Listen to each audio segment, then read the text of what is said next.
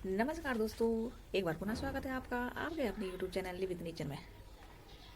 दोस्तों, अगर आप चैनल पर फर्स्ट टाइम विजिट कर रहे हैं और अभी तक चैनल को सब्सक्राइब नहीं किया है तो प्लीज़ चैनल को सब्सक्राइब जरूर कीजिएगा और बेल आइकन को दबाना मत भूलिएगा, जिससे कि आने वाली वीडियो का नोटिफिकेशन आप तक आ सके। तो दोस्तों, आज मैं शेयर करूँगी कुछ ऐसी बातें जो कि सकुलेंट के लिए बहुत ही महत्वपूर्ण है। और अगर आप एक सकुलेंट लवर हैं और सकुलेंट को अपने गार्डन में शामिल करना चाहते हैं तो आपको कुछ चीज़ों का ध्यान रखना पड़ता है, जिससे कि हमारे गार्डन में सकुलेंट हमेशा बने रहें और हेल्थी बने रहें। तो दोस्तों, सबसे पहले तो मैं ये कहना चाहूँगी आपसे कि जब भी आप सकुलेंट लेके आते हैं नर्सरी से तो आप कभी भी उसे डायरेक्ट सनलाइट में एकदम से मत रखिए, क्योंकि जब हम नर्सरी से सकुलेंट लेके आते हैं तो नर्सरी में क्या होता है कि वो सीढ़ी एरिया में रखे रहते हैं और जब हम उन्हें ला करके अपने गार्डन में डायरेक्ट सनलाइट में रख देते हैं तो उससे पौधा एकदम से शौक में आ जाता है और पौधा कभी कभी मर जाता है। तो जब भी आप नर्सरी से सकुलेंट लेके आए तो उससे पहले धीरे धीरे से हैबिचुअल बनाएं कि वो डायरेक्ट सनलाइट में रह सके। पहले 1-2 घंटे की धूप में रखिए, फिर धीरे धीरे उसका टाइम बढ़ाते रहिए और तभी उसे डायरेक्ट सनलाइट में रखिए।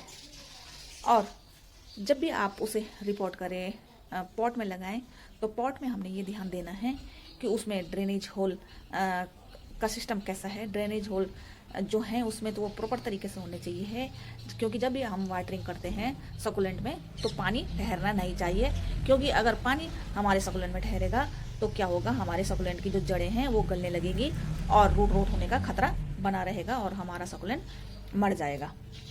तो जब भी उसे लगाएं तो अच्छे ड्रेनेज होल वाले पॉट में लगाएं। और जब हम अब सकुलेंट लेके आते हैं तो सकुलेंट को धीरे धीरे हमने क्या करना है कि जब सकुलेंट हमारा बड़ा हो जाए तो उसकी कटिंग क्या है हमें अलग अलग पॉट में लगाते रहने चाहिए, जिससे कि क्या होगा, हमारा अगर सकुलेंट अगर ख़राब भी होने लगा तो क्या होगा, कुछ ना कुछ सकुलेंट हमारे पास बचा रहेगा और वो एकदम से नहीं मरेगा, सारा का सारा ख़त्म नहीं होगा। तो आप कटिंग करते रहिए उसकी, क्योंकि जब भी लेगी होने लगता है पौधा तो उसकी कटिंग करनी ज़रूरी है। और कटिंग करके उसके पत्तियों से उसे ग्रो करते रहिए और फैलाते रहिए। तो इससे क्या होता है कि एकदम से हमारा सकुलेंट में एकदम से मरता नहीं है और एकदम से ख़त्म नहीं होता।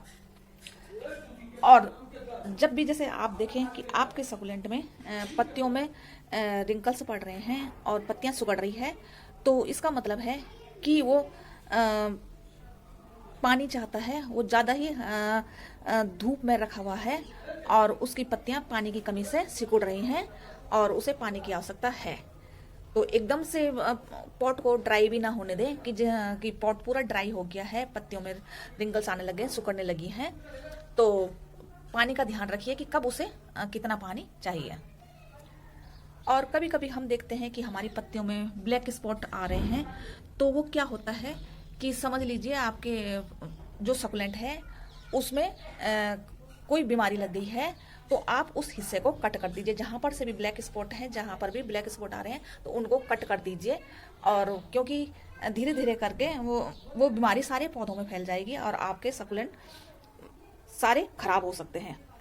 तो इस बात का ध्यान रखिए कि हमारा सकुलेंट इन्फेक्टेड हो रहा है और वो दूसरे पौधों को इन्फेक्टेड ना करे, तो उसे कट कर दीजिए, वहाँ पर से वो हिस्सा इन्फेक्टेड हिस्सा हटा दीजिए।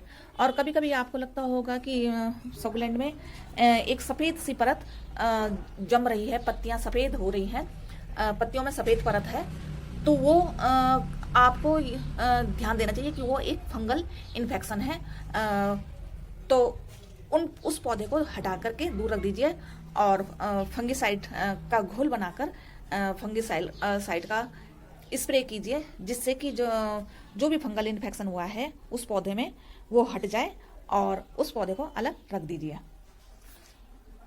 और डायरेक्ट सनलाइट में हम जब रखते हैं पौधे को तो क्या होता है कि वो पौधा जलने लगता है, उसमें सनबर्न होने लगता है। तो आपने पहचानना है कि डायरेक्ट सनलाइट में तो नहीं रखा है पौधे को, सकुलेंट को धूप तो चाहिए, लेकिन ऐसे ना हो कि सुबह से शाम तक उस पर धूप है, तेज धूप है, और वो दिन भर की धूप में तप रहा है पौधा। तो ज़्यादा सुबह से शाम तक की धूप भी उसके लिए हानिकारक हो सकती है। तो इस बात का ध्यान में रखिए कि धूप उसे ज़्यादा ना दें, क्योंकि उसके लिए केवल 4-5 घंटे की धूप प्रॉपर है। और गर्मियों में क्या होता है कि जब तेज़ धूप पड़ती है तो पौधा हमारा जलने लगता है। और कभी कभी ज़्यादा सीढ़ी एरिया में भी जब पौधे रखे रहते हैं तो वो लेगी से होने लगते हैं। तो ज़्यादा सीढ़ी एरिया में भी अपने पौधे को ना रखें, क्योंकि ना ज़्यादा धूप चाहिए उसके लिए और ना ज़्यादा ही शेड चाहिए। कि ज़्यादा शेड में रखे हैं तो पौधा लेगी होने लगा है तो उसकी ग्रोथ सही से नहीं हो रही है, तो उसे धूप में भी रखना जरूरी है, ना ज़्यादा धूप और ना ज़्यादा शेड। और जब आपके पौधे में आपको दिखती हैं कि तने में से बीच बीच में से जड़ें से निकल रही है, तो इसका मतलब है कि पौधा कह रहा है आपसे कि आप इसकी कटिंग कीजिए और लगाते रहिए। तो इससे क्या होता है कि जैसे हमारा पौधा है, जब हमने कट करके उस ब्रांच को लगा दिया था, इसमें क्या होता है कि ये देखिए छोटे छोटे से बेबी नए निकल आते हैं, और पौधा नए पौधे जब हम दूसरी जगह लगा देते हैं तो वो भी हेल्थी रहता है और उससे नए पौधे बढ़ने लगते हैं। तो आप इसकी कट करके और नए पौधे बना लीजिए, और नहीं तो वो क्या होता है कि हमारा पौधा खराब हो जाता है।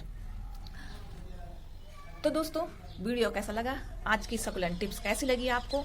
अगर आपको वीडियो पसंद आया हो तो लाइक कीजिएगा और शेयर कीजिएगा। तो फिर मिलते हैं आपसे नेक्स्ट वीडियो में नई जानकारी के साथ। तब तक आप सबको happy gardening, bye bye, take care.